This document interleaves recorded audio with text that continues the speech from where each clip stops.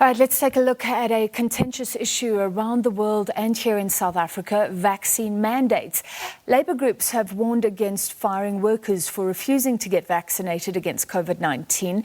It comes after an employee at Goldrush Group who was fired after she failed to comply with the company's mandatory vaccine policy, lost her bid to have that decision overturned by the CCMA, the Commission for Conciliation, Mediation and Arbitration. To discuss, we're joined by the Parliamentary Coordinator for Trade Union Federation COSATU, that's Matthew Parks. Mr. Parks, thank you for being with us. Just outline your argument against employers who wish to act against someone not wanting the vaccine. Sure, look, good afternoon. Look, it's a difficult issue. This vaccine debate is a very sensitive and often a polarized issue, both in South Africa and across the world. As organised labour at NEDLAC, that is COSATU, FEDUSA and NACTU, we support the vaccination campaign. We encourage everybody to vaccinate, including our own members and workers and their families, because that's the most effective way to save lives and livelihoods. But we appreciate that not everybody has the same viewpoint. It is a contentious issue for many persons. So our approach as organised labour is to encourage people, to persuade people, to engage with people, to address their fears about the vaccination. We do fear that once you introduce the element of dismissal of a worker for it, it's going to further muddy the waters, it's going to polarize the debate. We appreciate change is difficult, but I think our approach as organised labour, as COSATU and FEDUSA and NACTU, is to encourage everybody to do it. Let's find ways of addressing people's concerns. But once we introduce dismissal, it makes it a very polarized debate. It introduces tensions at the workplace. And I think also for us as organised labour, this is not just about workers. All of society needs to go out and vaccinate. Only a quarter of South Africa, 40 million persons out of the 60 million people are workers, and we really need to have an approach which takes on board everybody, be it pensioners, be it young people, students, the unemployed, etc. So for us, it's a difficult issue, it's a sensitive issue we need to handle with care to bring people with us at all times. I hear what you're saying, so encourage, use the carrot rather than the stick, basically. And you are saying that this worker hopefully will review it through the courts. There are legal avenues. The Labour Court, I think, is next. Some experts are saying we really need clarity, and hopefully this actually goes all the way up to the Constitutional Court. Would you welcome that? Yes, but I think we would welcome legal certainty.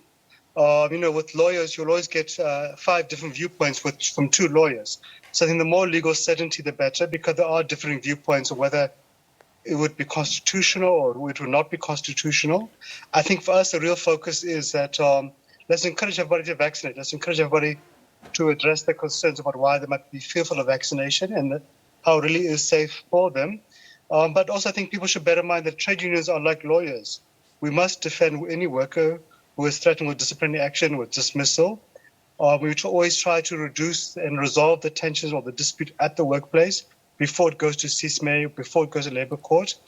I think we're also very sensitive that we have an unemployment rate of 46%.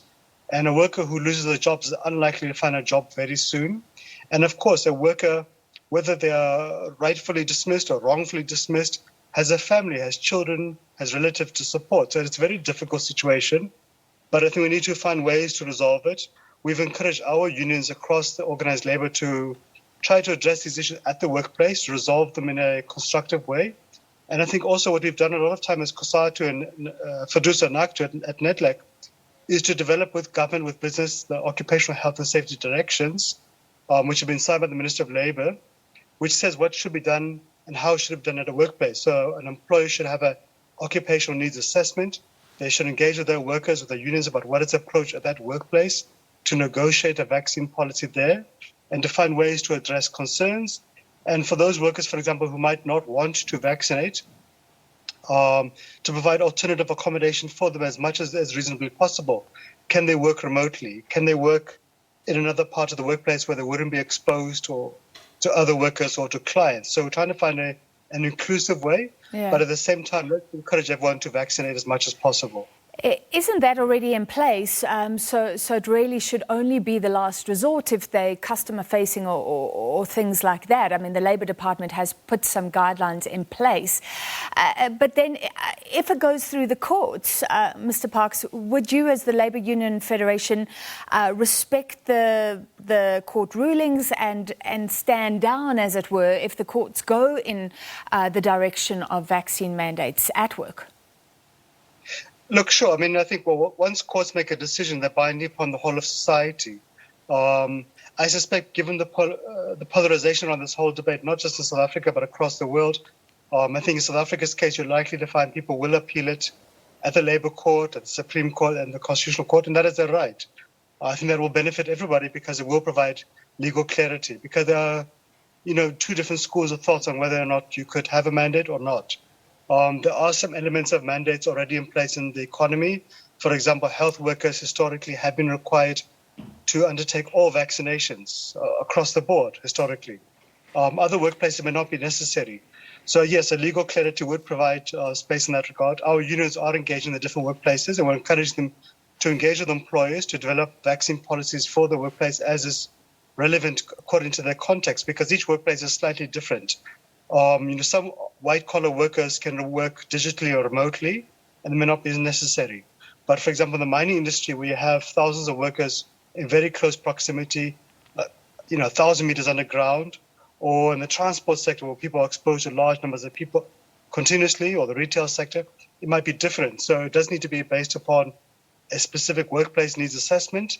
And I think for us what's critical is that there should be engagements between the workers and the unions and the employers about what makes the most sense, what's the best approach for the workplace. Well, finally, how contentious has this issue been at NEDLAC, for example? Because the president in his earlier addresses, I remember saying the word specifically, nobody will be forced to get a vaccine. Later on, talking about the vaccine mandates, so nobody's going to be held down, but it is argued, well, if you have to have the vaccine to work and put food on the table, you are being forced in a way.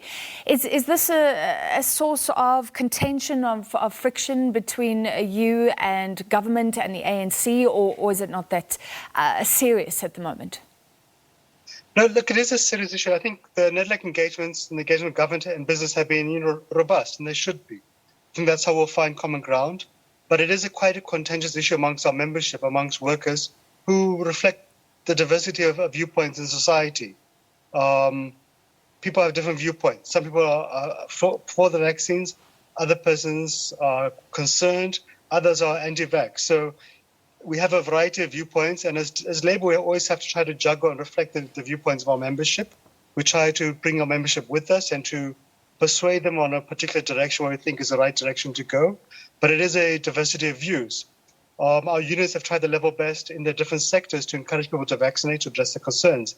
And we've seen many positive results in that regard. So if you look at the teachers, over 70% of teachers have vaccinated. If you look at the mine workers, majority in some places, 99% in some mines have vaccinated. If I look at the clothing industry, where our unions have really done a lot of fantastic work to engage and to persuade and to popularize the vaccines, we've got very high vaccination rates.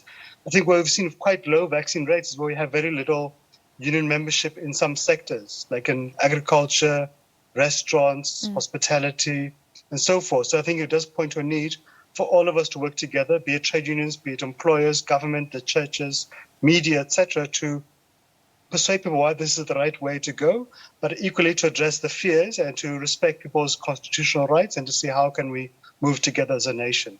All right, thank you very much for your time. Parliamentary Coordinator for COSATU, Matthew Parks. We take a short